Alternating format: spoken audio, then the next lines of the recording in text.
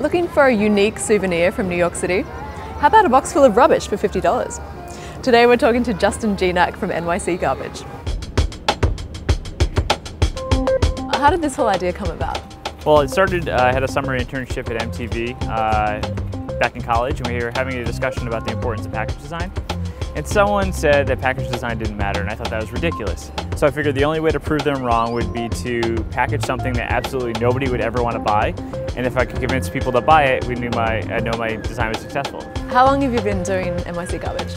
Well, I started collecting garbage and selling it in 2001, and I've been doing it ever since. So in that time, I've sold over 1,300 cubes to people in over 25 countries around the world. Do you alter the things that you find in any way?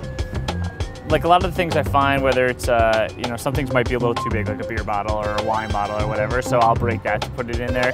Sometimes you'll find these like completely pulverized, like when they're like completely flattened on the street. Those are fun. This one's like almost, it's on its way there. What are some of the responses that you get from people? I think for the most part, people are excited by it. I get a lot of people who are like, oh damn, why didn't I think of that first? And then I get some people that absolutely hate it and think I'm crazy, which I kind of enjoy those emails too. I had a guy from Australia, from Melbourne, actually sent me an email and it says, greetings from Melbourne. And I'm like, oh, this is nice. And he goes, oh, I came across your website.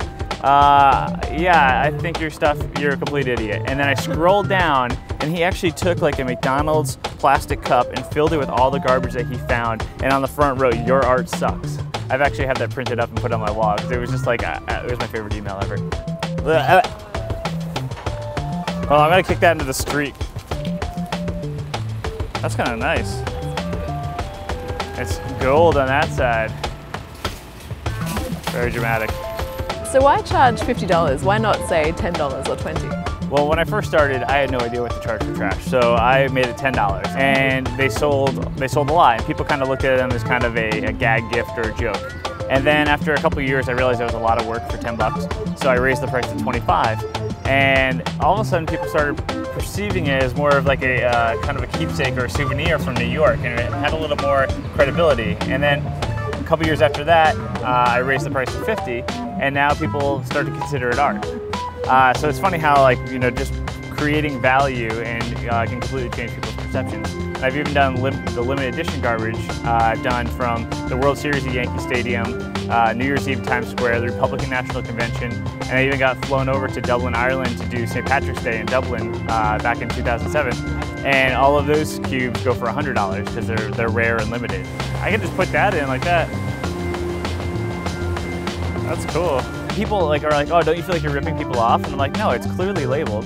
It's like, people know what they're getting when they order it, but I do, I also don't just throw it in there. Like you can tell I put like a lot of time, I try to put a centerpiece to each one and then I work other elements around it, but I feel like if people are paying $50 for a box of garbage, I don't want them feeling like they got ripped off. So, I put a lot of effort and kind of thought into each one. To find out more about NYC Garbage or to order your own box, visit nycgarbage.com.